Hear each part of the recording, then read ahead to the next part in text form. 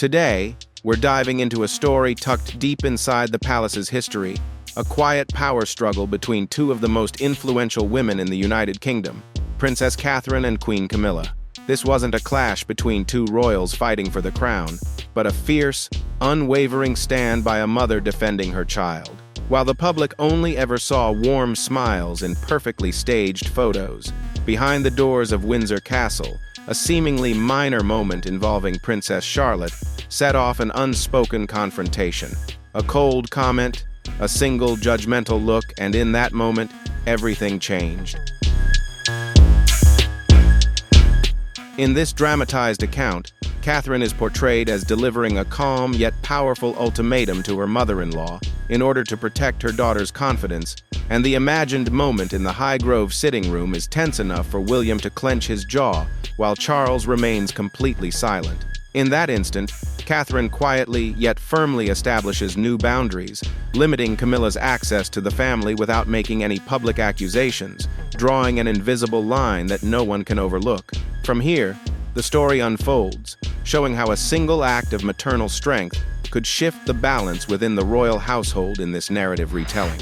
Be sure to subscribe to the channel, leave a comment with your thoughts, and like this video to continue following the journey ahead.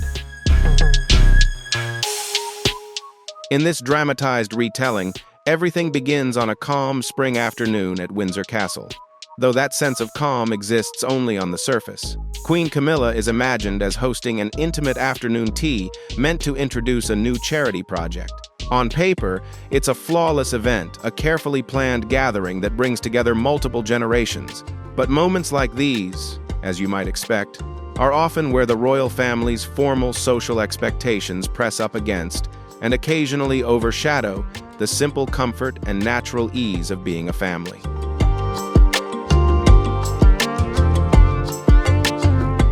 In this dramatized retelling, Princess Charlotte, normally a bright, spirited little girl who never hesitated to speak her mind, is unusually quiet. She isn't sad, and she isn't upset, which would have been easier to soothe. Instead, she simply folds into herself, trying to become almost invisible among her siblings and cousins. In this version of the story, Catherine settles her in the small sitting room with the other children, gives her a gentle kiss on the forehead, and encourages her to enjoy the playtime.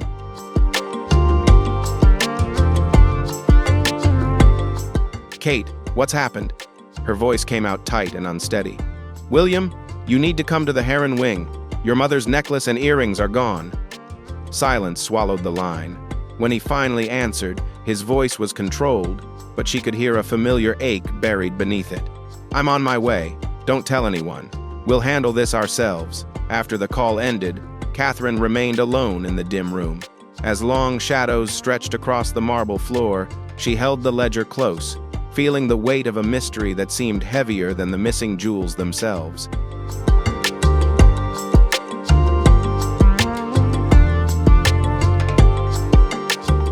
In this dramatized retelling, that final glance before the heavy oak doors close reveals something unsettling, something that doesn't resemble her daughter at all, as if Charlotte is wearing a burdensome mask of forced perfection.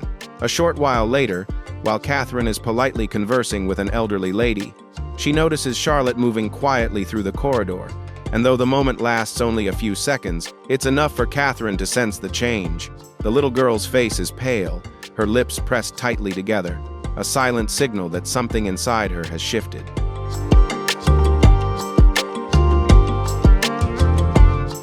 In this dramatized retelling, Charlotte hesitates. "It's nothing, Mama. I'm fine."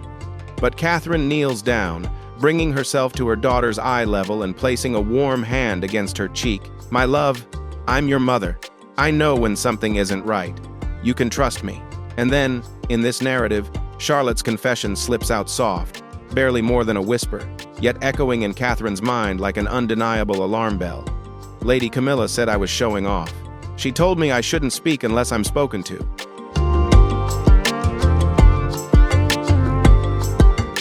In this dramatized retelling, it begins with a simple, innocent act, a hungry child reaching for another treat after a long day.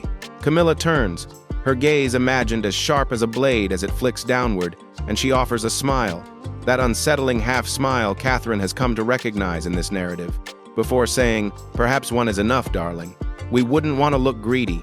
A chill runs down Catherine's spine, and in that instant, the realization settles with startling clarity. This isn't an accident in the story, and it certainly isn't a one-off comment. It's part of a pattern she can no longer ignore.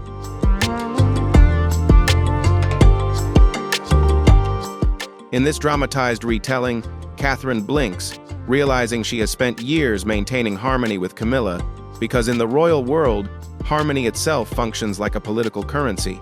Their relationship has always been an awkward social dance, a careful series of compromises wrapped in immaculate courtesy. Catherine understands that Camilla carries her own deeply traditional views about hierarchy and royal conduct, perspectives shaped by an older generation entirely, one in which children were expected to be seen, not heard.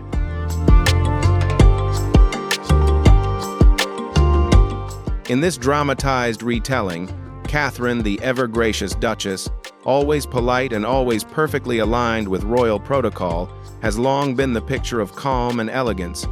But on this particular day, something inside her shifts. It's a quiet unease, a faint disturbance she can't quite name, a subtle tremor in her intuition. Over the years, she has learned to trust that instinct, especially when it involves her children. And now it's sounding an alarm, a sharp, undeniable warning whose center is Charlotte.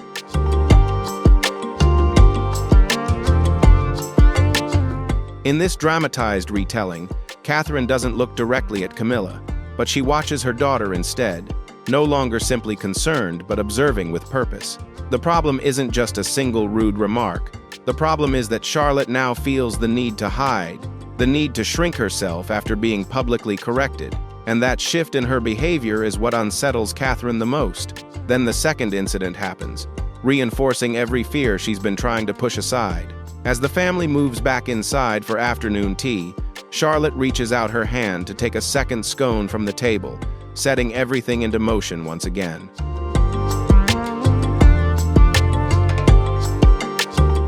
In this dramatized retelling, Catherine is never the type to create a scene in public, and she knows an unprepared confrontation would only backfire. Her silence has always been intentional, and this time, she finally has enough reason to break it. Prince William hasn't yet fully grasped what has taken place, still occupied discussing official matters with Charles and the senior advisors, but Catherine knows that later that evening, once they return to Adelaide Cottage, an unavoidable conversation is waiting for them, one that will draw a line no one will be allowed to cross again.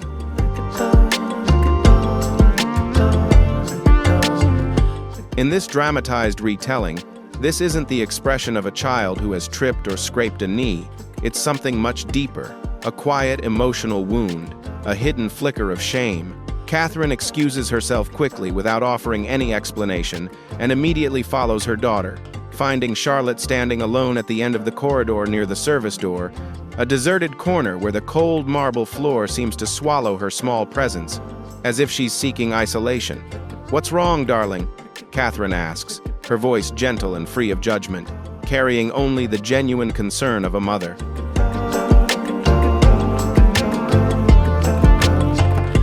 Isolation gradually began to affect William. Friends noticed he was attending fewer and fewer gatherings, while advisors grew worried as their calls went unanswered. He even distanced himself from his closest aides, choosing silence over the long, predictable conversations expected of him. And when he did speak, his words were direct, unfiltered, and increasingly resolute. Behind the palace walls, tension grew with each passing day. When he was instructed to continue following the royal image protection script, William made a decisive choice: he would no longer comply.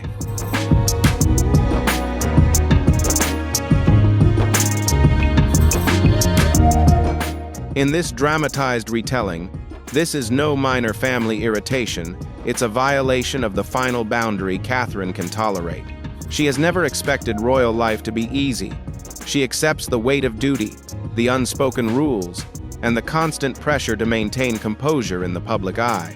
But there is one thing she will never accept: anyone, especially someone within the family, making her child feel small or unworthy.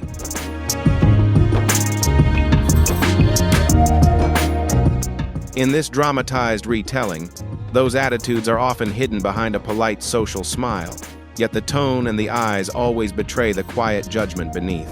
Still, Catherine never imagined that such disdain, those cold, cutting little jabs, would ever be directed openly and repeatedly at her children, especially Charlotte, who in this narrative has inherited a quick mind and bright spirit from both sides of the family. But now, she realizes she has been wrong. She gathers Charlotte into her arms, holding her close, feeling the faint tremor running through her daughter's small body.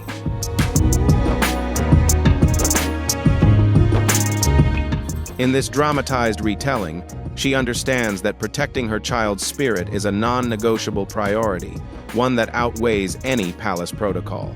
The decisive moment arrives just after afternoon tea ends, as the adults begin moving into the main drawing room. That brief transition, when the children are allowed to linger before the nannies take them upstairs. Charlotte walks in with a newly guarded, expressionless face, settling into an armchair near the fireplace as she quietly flips through a book, her small posture speaking louder than words.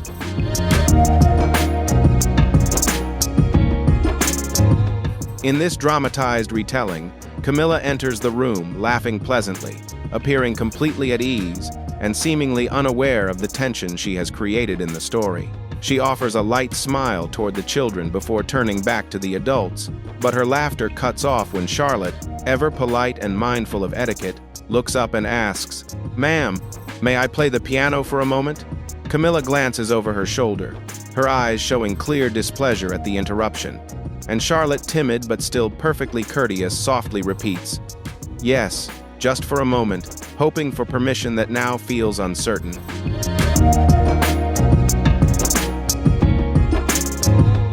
In this dramatized retelling, Catherine hears every word.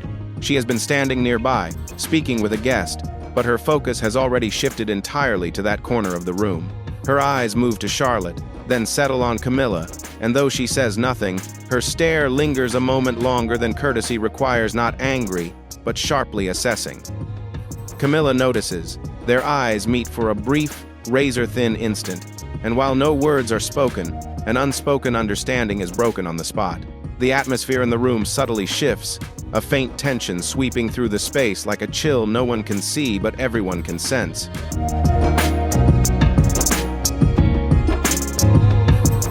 In this dramatized retelling, William is in his study when she enters, and he immediately looks up, sensing the difference in her posture and the quiet firmness in her movements. "Is she all right?" he asks. "She's trying to act normal," Catherine replies, choosing not to waste time on emotion. Instead, she tells him everything, not with anger, but with the cold, precise clarity of someone who has gathered enough evidence to speak with certainty. She recounts Charlotte's words, the imagined icy condescension, the subtle humiliations, and Camilla's repeated attempts in this narrative to quiet their daughter. Beneath her steady tone, a firm and unmistakable boundary has already taken shape.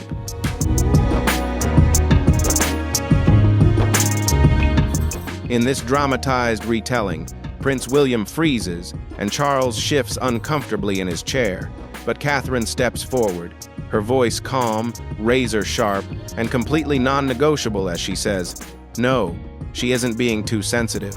She's a child, and she deserves to be spoken to with kindness." Camilla raises an eyebrow in this narrative. "I didn't mean anything by it. I was simply surprised she's still awake at this hour. There's nothing to be upset about." Catherine doesn't blink. "This isn't just about tonight. It's been happening for weeks. It's a pattern, and I will not stand by while my daughter is treated poorly."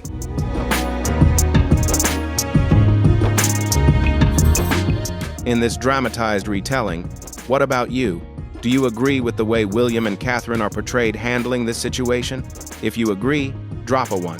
If you're not fully convinced, leave a 0 and share your thoughts below. Do you think their approach is the right one in this narrative? Or is there another way the issue could be resolved? Enjoy the video, and don't forget to like, share, and subscribe to support the channel's growth.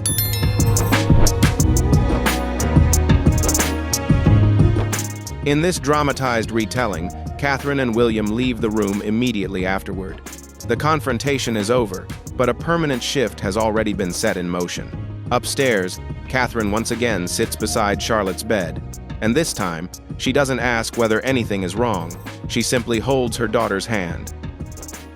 "You did nothing wrong," she whispers. "You were polite, you were kind, and that's all I ever expect from you. You don't have to be perfect. You only have to be yourself."